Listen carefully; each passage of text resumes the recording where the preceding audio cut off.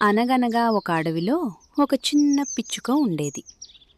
అది ఎంతో స్వేచ్ఛగా ఆకాశంలో ఎగురుతూ ఉండేది. ఒకరోజు వచ్చిన గాలివాన వల్ల పిచ్చుక గూడు కూలిపోయింది. చిన్న చిన్న కొమ్మలు చెల్లాచెదురైపోయాయి. అది బాధతో నిశ్శబ్దంగా చూస్తూ నిలబడిపోయింది. కొంచెం సేపటి తర్వాత ఒక చిన్న కొమ్మ తీసుకుంది. నేను ఎన్నో రోజులు గడిపిన ఈ గూడు గుర్తుగా ఈ కొమ్మను ఉంచుకోవాలి అని అనుకుంది. కొద్ది రోజుల తర్వాత ఆ పిచ్చుక ఒక అందమైన పూల తోటలో వాలింది. ఒక పువ్వు రేకు మెల్లగా గాలిలో తేలుతూ కిందకి వచ్చింది. దాన్ని చూసిన పిచ్చుక ఈ సంతోషమైన క్షణం కూడా గుర్తుండాలి కదా అని అనుకుని ఆ పువ్వు రేకును కూడా తీసుకుంది. అలా తనకి సంతోషం అనిపించినా బాధ అనిపించినా అన్ని జ్ఞాపకాలను సేకరించడం అలవాటు చేసుకుంది. ఒక్కోటి తీసుకుంటూ అన్నీ తనతో మోసుకెళ్లడం మొదలుపెట్టింది. మొదట్లో అది బాగానే అనిపించింది.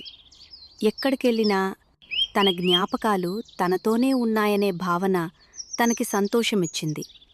ఇలా పాత జ్ఞాపకాలను తనతో ఉంచుకుంటే ఏదీ మర్చిపోను అని అనుకుంది. కానీ మెల్లగా రోజులు గడిచే కొద్దీ జ్ఞాపకాలు పెరిగిపోయాయి. ఆ మూట బరువైంది. ఆ బరువు వల్ల మిగతా పక్షుల్లా ఆకాశంలో ఎత్తుగా ఎగరలేకపోయేది. త్వరగా అలసిపోతుండేది కూడా. అయినా ఆ పాత జ్ఞాపకాల మూటను అలానే మోసుకుంటూ ఎగిరేది. ఇంకొద్ది రోజుల్లో ఆ మూట కొంచెం కూడా కదిలించలేనంత బరువైంది. ఎంత ప్రయత్నించినా ఆ చిన్న పిచ్చుక ఆ పెద్ద మూటను మోయలేకపోయింది. ఇదంతా గమనిస్తున్న ఒక గుడ్లగూబ పిచ్చుకని చూసి, నేను చాలా రోజులుగా నిన్ను చూస్తున్నాను. ఈ మూట మోసుకుంటూ తిరుగుతున్నావు. ఎందుకని అని అడిగింది. దానికా పిచ్చుక తన పాత జ్ఞాపకాల గురించి చెప్పింది. నేను సంతోషమైనా బాధైనా మర్చిపోకుండా ఉండటానికి ఇలా జ్ఞాపకాలుగా దాచుకుంటాను. కానీ ఇప్పుడు ఈ బరువు మోయలేకపోతున్నాను అని బాధపడింది. అది విన్న గుడ్లగూబ, జ్ఞాపకాలు మనకు దారి చూపేవిగా ఉండాలి. అవి రేపటి రోజుకు భారంగా మారకూడదు.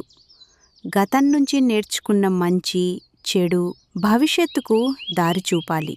కానీ వాటి బరువు మనం ముందుకు వెళ్ళడానికి అడ్డంగా మారకూడదు అని చెప్పింది.